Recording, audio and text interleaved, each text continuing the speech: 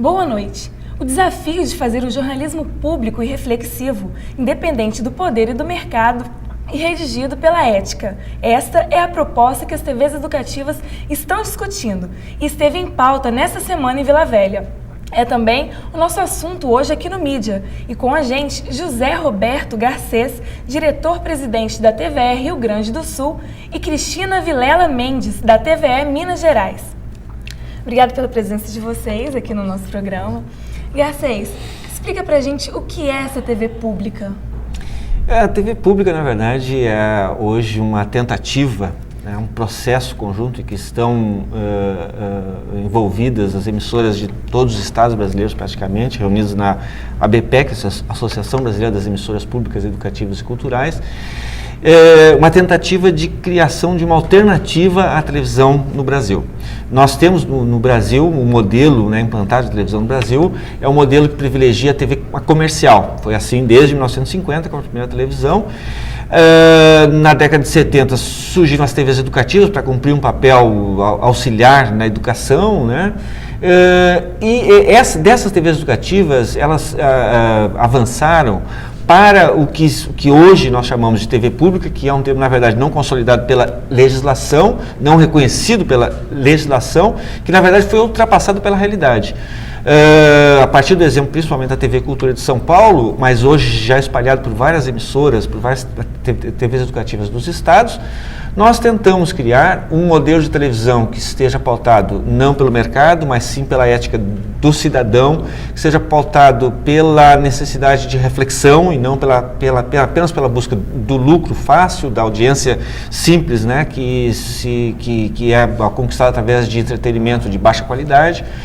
Então, é um processo, na verdade, que busca colocar no panorama da televisão brasileira uma alternativa de profundidade, de qualidade, sem deixar de ser feita com os requisitos formais que uma televisão exige. As TVs educativas, de forma geral, elas dependem do governo, para se manter. E Sim. Com isso acaba fazendo aquele... A gente chama de chapa branca, O governo quer mostrar o lado positivo, E como fazer um jornalismo cidadão? Como eu disse, como nós estamos, na verdade, num processo. É uma busca, realmente, que nós não temos uma fórmula pronta. Nós não podemos copiar, por exemplo, o modelo europeu. O modelo europeu se consolidou a partir de uma televisão pública. E hoje, na verdade, com a entrada de emissoras privadas, que ela se volta mais para o mercado. Nós não podemos copiar simplesmente o modelo europeu.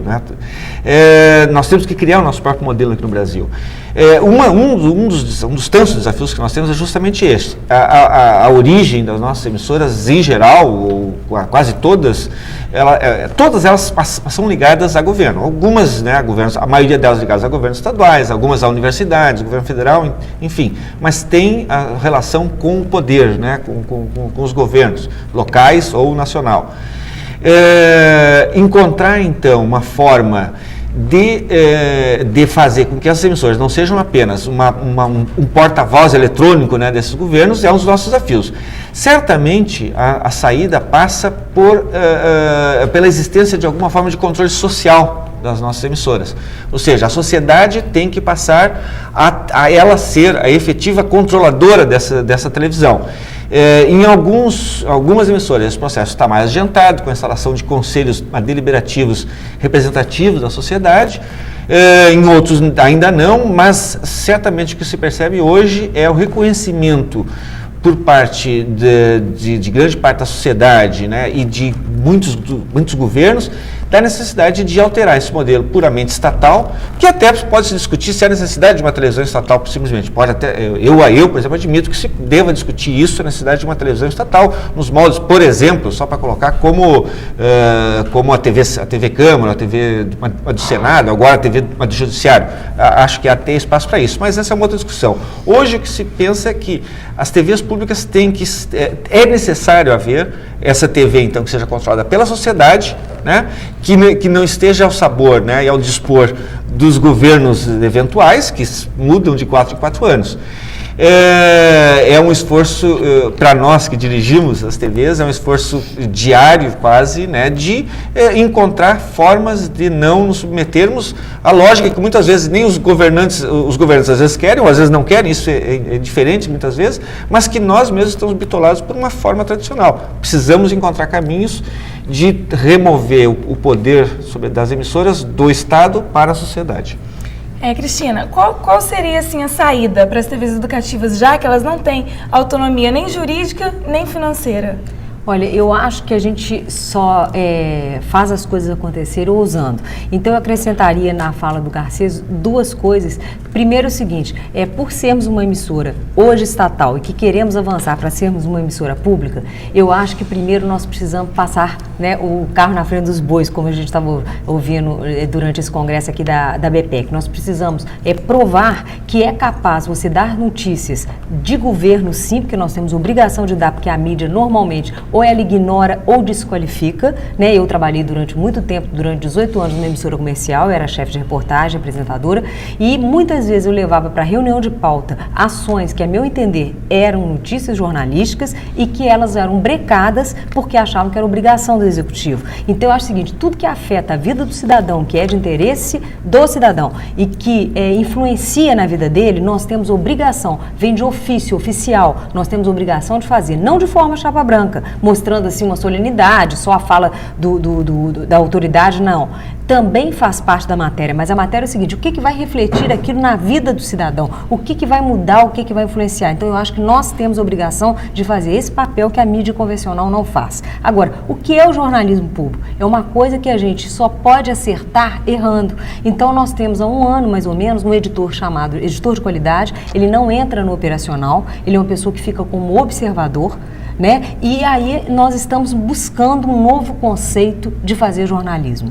A princípio eu definiria a grosso modo, eu acho o seguinte, que o factual, a atualidade, as pessoas querem saber do factual e da atualidade. Isso tem que fazer parte dos nossos telejornais, dos nossos programas, levarem temas da atualidade. Mas não só isso. Eu acho que a gente tem que fazer o que a mídia convencional não faz, que é aprofundar, trazer análise, trazer o que muda na vida do cidadão, que consequências aquilo vai trazer. E acho também que a gente tem que privilegiar notícias que são ignoradas pela mídia e que são notícias. Então nós temos de representar uma alternativa ao que eles estão vendo, mas com a forma atrativa que eles estão acostumados. Então com qualidade de imagem, com a qualidade de edição, com a qualidade de bons profissionais. Então eu acho que esse é o grande desafio. Num país que está tão acostumado com o estilo Globo, né, de fazer jornalismo, como que vocês estão conseguindo êxito? Eu me lembro quando eu assumi a TV do Rio Grande do Sul, eu dizia que esse é o maior desafio que a gente poderia ter, que é justamente num país onde nós temos um elevado padrão de qualidade. A televisão brasileira, sem dúvida, é feita alta competência, alta qualidade, né? Não precisa a gente dizer, o mundo reconhece isso. No nosso caso, lá no estado do Rio Grande do Sul também, nós temos a emissora afiliada da Globo, a principal emissora, a RBS também é de grande qualidade, alta qualidade, uma formal, técnica, enfim. Então, mas mais do que isso, esse padrão, né, mas o chamado padrão Globo, ele domina as mentes de quase todas as pessoas que fazem televisão, porque esse é o padrão que nós estamos acostumados, um padrão, e como é de alta qualidade, esse é o padrão que é dominante. Como é que a gente faz? Por exemplo, discussões sobre... Nossa, eu concordo com tudo que a Cristina disse sobre a questão do jornalismo público, né, o papel, né, a importância de tu acompanhar uma notícia dando o seu contexto, contextualizando a notícia. Bom, muitas vezes para te fazer uma notícia contextualizada, tu explicar por que um fato aconteceu e quais as consequências desse fato, tu precisa mais do que os 2 minutos, 1 minuto e meio tradicional que uma matéria de televisão tem que ter. Tu pode precisar de 3, 4, 5 minutos, sei lá. Então, discutir essas regras, por exemplo, é uma questão que permanentemente tu tem que fazer, quer dizer, questionar esses dogmas, né, e ver, sem deixar nunca, né, de atentar para a questão da qualidade formal, insisto, nós temos que romper com o conceito de que uma televisão educativa é uma televisão chata. nós temos que, esse talvez seja um dos maiores inimigos que nós temos. A visão de que a televisão educativa é uma televisão chata, porque é feita sem ritmo, lenta. Não, nós temos que fazer uma televisão de qualidade formal muito grande. Só que o seu conteúdo tem que ser, no jornalismo, por exemplo, tem que ser esse, tem que aprofundar, tem que analisar, tem que contextualizar, tem que fugir do que hoje é o jornalismo, infelizmente, que é, na verdade, o jornalismo é mais uma forma de entretenimento. Na verdade, é um show. E só para acrescentar ainda a fala do Garcês, é o que eu acho que o grande desafio é esse, porque nós, a maioria de profissionais que hoje estamos na televisão, nós passamos pela televisão comercial e temos os vícios da TV comercial. Então, o editor pega uma matéria, ele acha que tem que ter 2 minutos e tudo. Mas por que ela não pode ter 5 se ela está dinâmica e está atraente? Então, eu acho que a gente tem que rever muitos conceitos, ousar e até errar mesmo, para poder aprender. Então, eu acho que o fundamental é a gente ter essa visão de que precisamos fazer algo novo e que, necessariamente, não tem que ser monótono, não tem que ser chato, não tem nada disso, porque o telespectador, como acostuma com uma coisa de má qualidade, ele acostuma também com uma coisa de boa qualidade. Então, nós temos essa função. Aproveitando que a senhora está falando disso, então, a que a senhora atribui o sucesso dos reality shows, né? Assim, tanta audiência para Big Brother Brasil, Casa dos Artistas, a que a senhora atribui isso? Olha, isso não é um fenômeno que está acontecendo só no Brasil. Então a gente vê que emissoras, né, de vários países do mundo estão apelando por isso. Quer dizer, aprofundar ao máximo, né, e transformar em espetáculos a vida privada das pessoas, as desgraças, as misérias humanas. Então, quer dizer, trazer emoção a qualquer preço e a qualquer custo.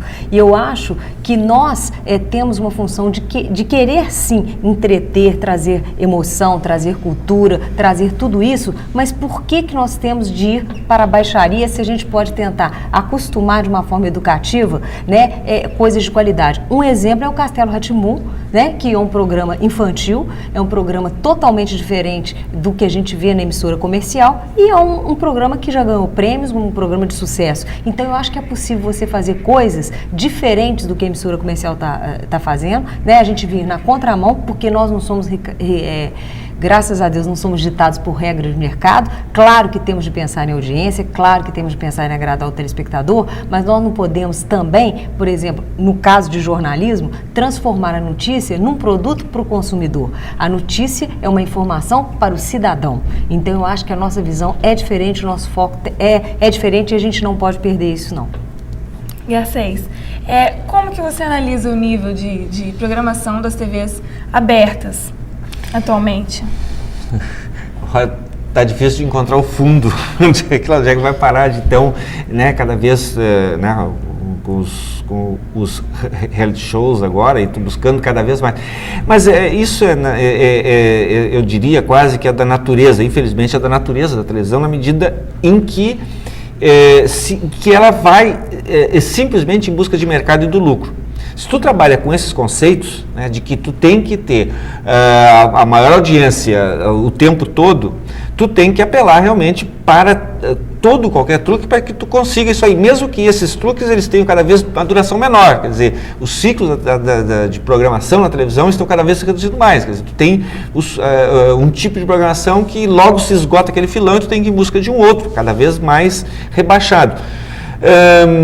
Eu acho que é preciso romper esse ciclo e fazer uma discussão profunda, né, por toda a sociedade brasileira, de que a comunicação ela não pode ser vista apenas como um negócio privado. Acho que essa é uma questão de fundo para todos nós.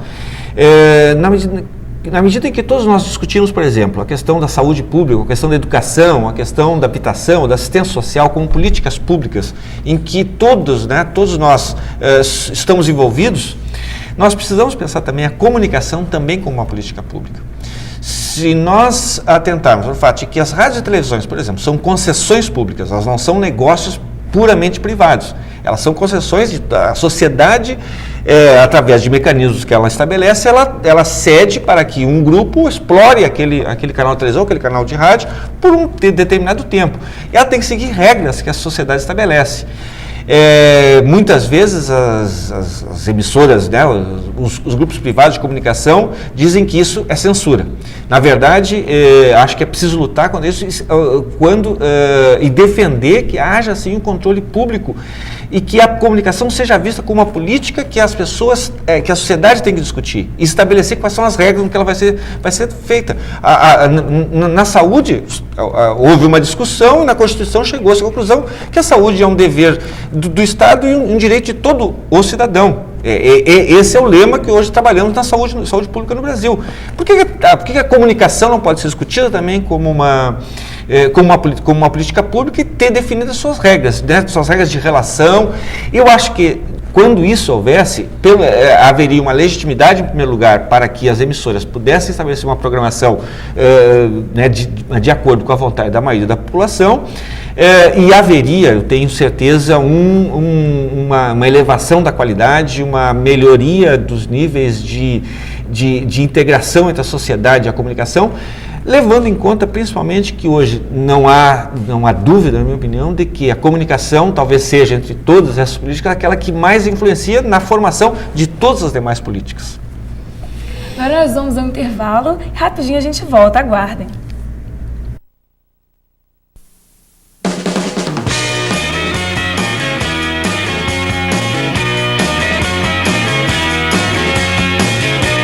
O universo sonoro levado a sério em um bate-papo descontraído e inteligente. Tudo isso na Garagem, seu programa quinzenal, domingo, às 9h30 da noite. Uma realização TV Faesa.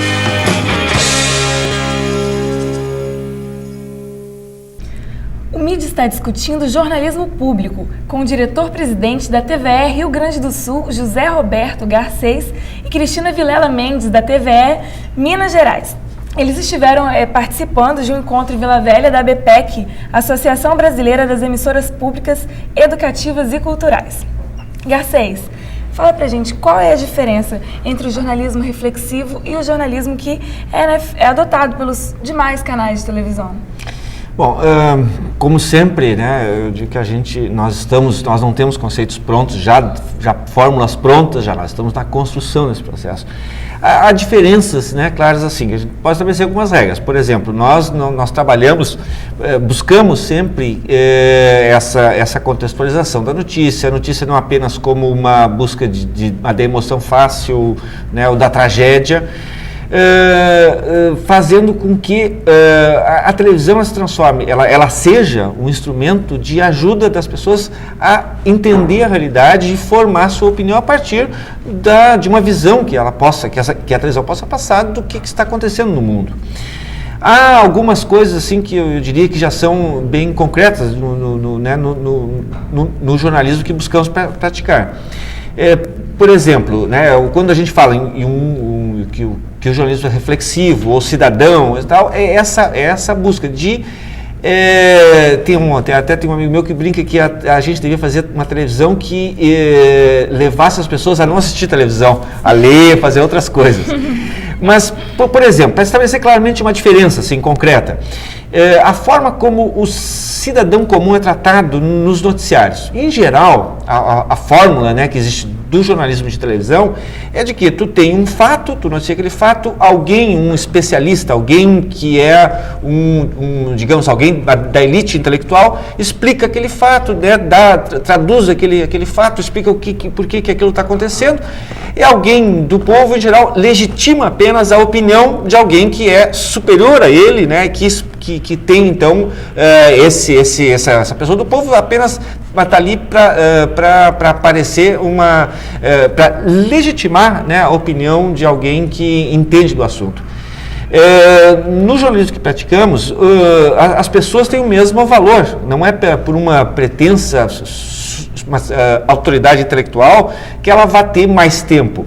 Por exemplo, se estivéssemos fazendo uma matéria sobre inflação, a fórmula tradicional seria de que alguém faria uma cabeça, diria a inflação é de tanto e tal, apareceria um economista ou Delfim Neto explicando, a televisão cresceu porque o chuchu deu pouco e então agora está a inflação inercial, sei lá, alguns conceitos daquele tipo que eles falavam.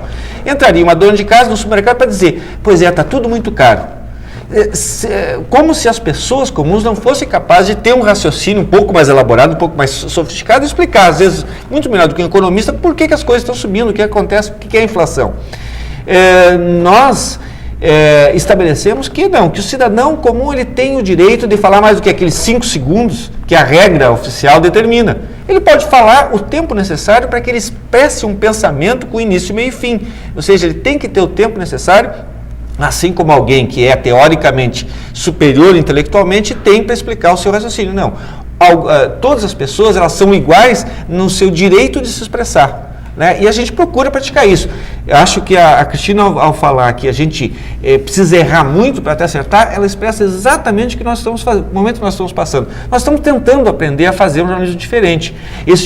Mas um jornalismo um exemplo que eu procurei dar, que eu dei, procuro estabelecer um pouco dos caminhos que a gente está buscando. Como conquistar o telespectador para esse jornalismo diferente que vocês estão buscando? Tentando mostrar a ele, e mais uma vez o socorro do que a Cristina falou, oferecendo opções de melhor qualidade. Sempre que nós oferecemos...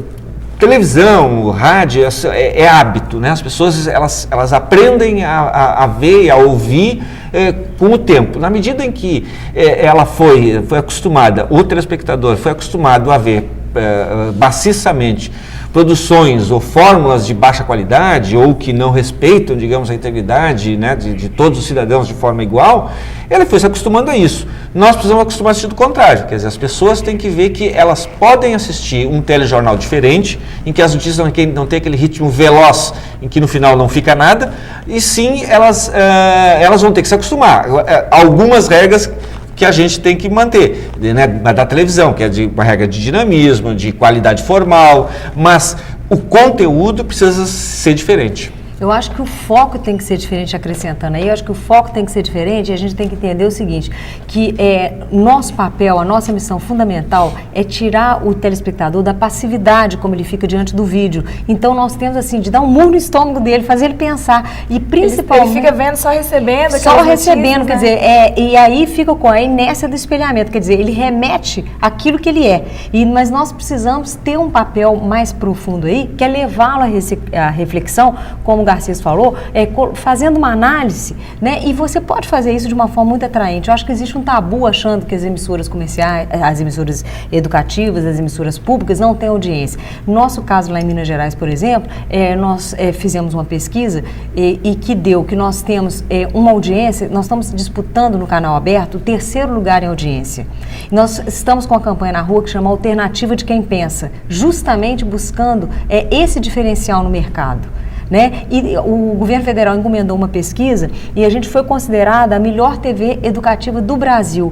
E a nossa preocupação é tão grande que na nossa interprogramação, porque hoje em dia as TVs comerciais têm uma preocupação de manter a fidelidade do público, né? Porque com controle remoto ele vai mudando de canal. Então a gente também tem a preocupação e estamos tentando colocar na nossa interprogramação coisas que são do nosso papel, campanhas sociais, valores culturais, regionais, de uma forma atraente, que a pessoa tenha prazer e que não queira mudar de canal durante os intervalos. Eu acho que o desafio é esse, eu acho que se você traz audiência, você conquista público e principalmente quem nos assiste são formadores de opinião e isso é fundamental. Por exemplo, para falar sobre, aproveitando esse gancho do interprograma, né, do espaço que normalmente numa emissora comercial é utilizado pelos comerciais.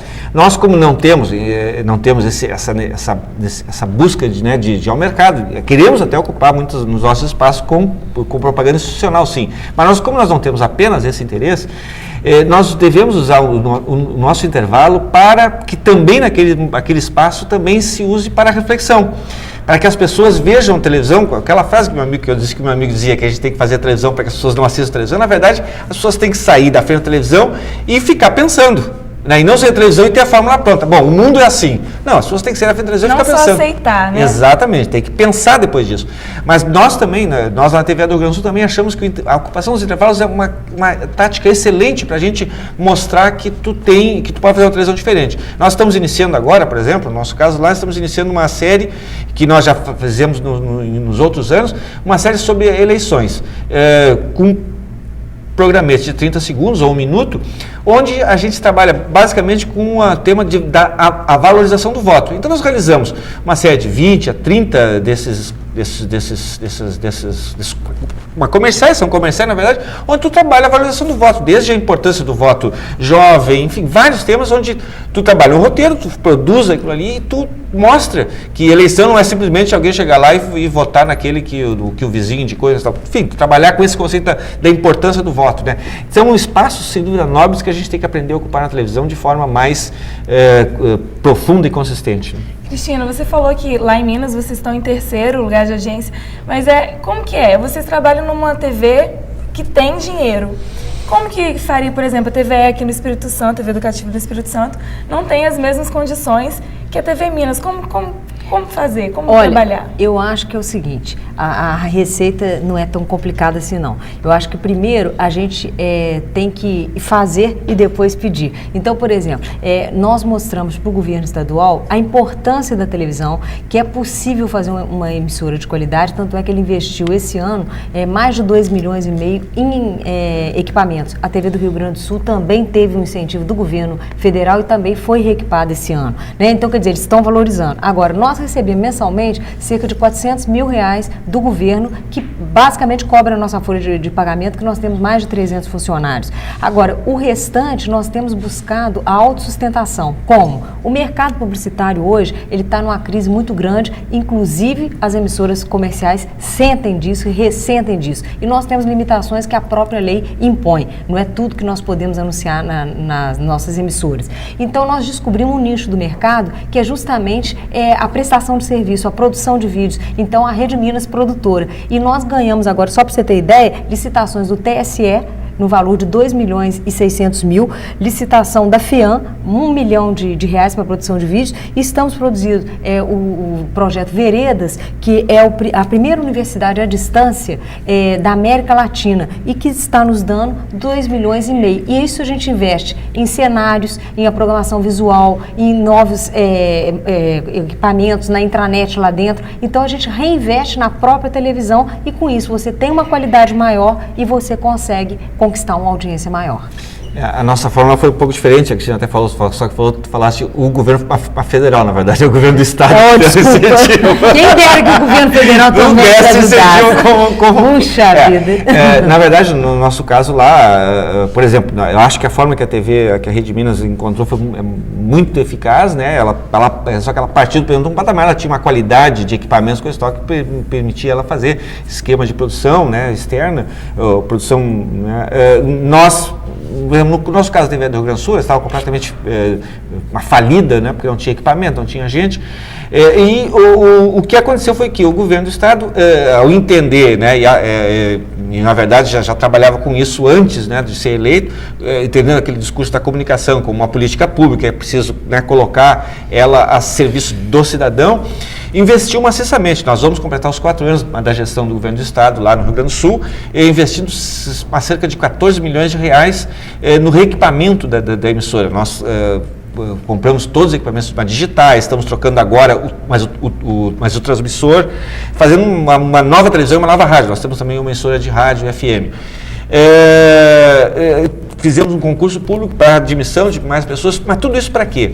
Tudo isso para que a gente pudesse ter chegar hoje a um índice de 50% de programação local. Nós produzimos metade toda a grade que nós colocamos no ar, metade é produção própria nossa, com todo tipo de programação, desde programa infantil, enfim, todos os tipos de programas nós temos, com ênfase no jornalismo, mas isso está fazendo com que, por exemplo, uma pesquisa que a gente já fez, talvez um dos maiores ganhos que a gente teve, nós já conseguimos reverter a imagem que nós tínhamos no início da gestão. Nós fizemos uma pesquisa e constatamos que a TVE tinha aquela imagem que eu falava, uma televisão chata, educativa, voltada para a educação apenas.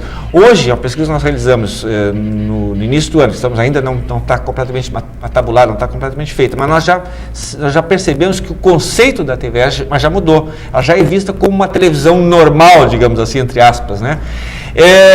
Isso está fazendo com que a gente já perceba melhorias nos índices de audiência, nos índices de recall, ou seja, as pessoas já colocam a TVE em condições de igualdade com as outras emissoras. E qual a situação das TVs educativas em todo o Brasil? Assim? Não, os nossos exemplos da Rede Minas e da TVE do Rio Grande do Sul são exemplos, diria assim, os positivos mais ao extremo.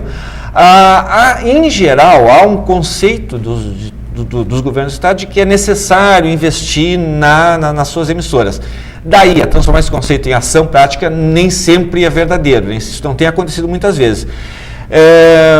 Mas acho que apenas o fato da ABPEC, por exemplo, da nossa entidade, da reunião dessas emissoras públicas, fazer com que já haja o reconhecimento da necessidade de aceitar que é preciso ter uma TV pública, é um avanço. Talvez ainda pequeno, mas necessário para que a gente possa, à medida em que consolida esse conceito, a necessidade de ter uma TV pública, a gente possa fazer com que os governos do Estado, muitas vezes por pressão externa, né, da sociedade mesmo, eles invistam. E eu acho que por que não também, acho que eu errei falando no governo federal, por que nem não mudar uma legislação de que forma que o governo federal também coloque verba nas emissoras públicas, né, e fortaleça todas as emissoras. Bom, obrigada pela presença de vocês aqui no Mídia. Infelizmente, Obrigada nosso tempo acabou.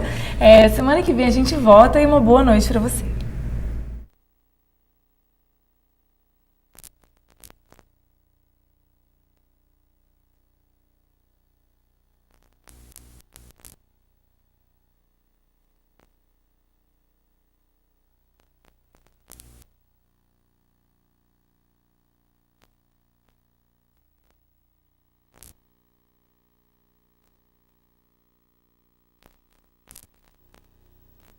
Thank you.